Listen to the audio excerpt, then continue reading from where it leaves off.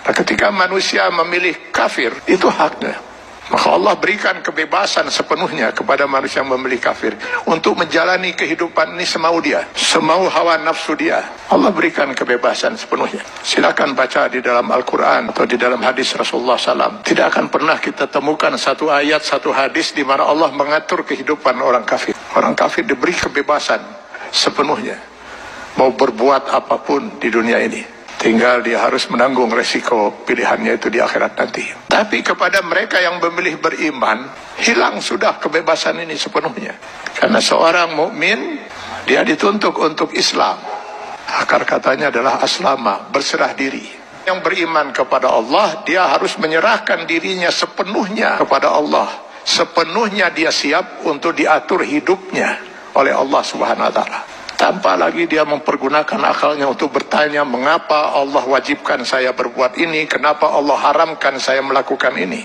Kalaupun pertanyaan itu muncul dalam dirinya, maka keimanan dia akan menjawab, saya lakukan ini karena Allah perintahkan, dan saya tinggalkan hal ini karena Allah melarangnya. Itu jawaban seorang mukmin. Dia tidak akan berusaha mencari ilah hukum, alasan hukum, apa manfaatnya, apa hikmahnya.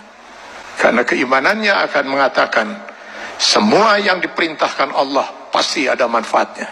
Dimengerti atau tidak dimengerti oleh akal dia. Semua yang dilarang Allah pasti ada mudaratnya. 14 abad umat Islam tidak pernah mengerti bahwa dalam daging babi itu terdapat cacing pita. Cacing pita baru ditemukan di akhir abad 18 Masehi. Apakah umat Islam selama 14 abad itu makan daging babi? Tidak. Setiap yang dilarang oleh Allah pasti ditinggalkan oleh seorang mukmin. Maka seorang mukmin harusnya siap untuk mengislamkan dirinya secara penuh, secara utuh, secara kafah. Maka kepada orang yang memilih beriman itu Allah menyeru, ya ayyuhallazina amanu dukhulu fis silmi kafah. Kalau memang kalian memilih beriman, masuklah ke dalam Islam itu secara kafah, secara utuh. Mengislamkan diri kita setiap detik, baik dalam hubungan hablum minallah maupun hablum minan nas. Itulah sebabnya Allah menurunkan 6.666 ayat Al-Quran, yang sebagian dari ayat Al-Quran ini dijelaskan oleh kurang lebih 5.000 hadis Rasulullah SAW. Kenapa harus Allah turunkan ribuan ayat Al-Quran dan ribuan hadis ini? Karena yang mau diatur hidup seorang mukmin itu bukan hanya sekedar sholat, saum, zakat, haji saja. Seluruh kehidupan dia per detik, Pak.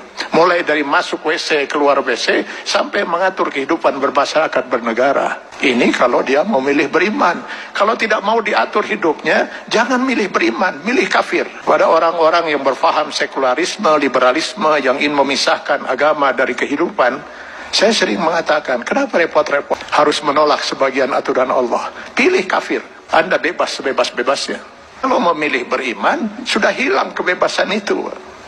Dan pilihannya hanya satu di antara dua. Memilih kafir atau memilih beriman. Memilih beriman konsekuensinya kita sudah harus Islam. Mengislamkan diri kita, menyerahkan sepenuhnya diri kita untuk diatur hidup kita oleh Allah Subhanahu wa Ta'ala. Karena itu setiap orang mukmin sadar betul bahwa selamat tidaknya dia termasuk orang yang ditangisi oleh tidak oleh Rasulullah SAW. Dia harus bisa mengislamkan dirinya setiap saat. Karena yang nanti akan dimintai pertanggungjawaban di yaumil akhir bukan hanya sebatas sholat, zakat, saum, haji saja, tapi seluruh kehidupan dia per detik. Mudah-mudahan ini bisa menjadi bahan muhasabah bagi kita semua. Kita islamkan diri kita secara kafah dalam batas kemampuan yang mampu kita lakukan. Karena Allah tidak akan menuntut kita di luar kemampuan kita. Semoga kita bukan termasuk orang yang ditangisi oleh Rasulullah SAW.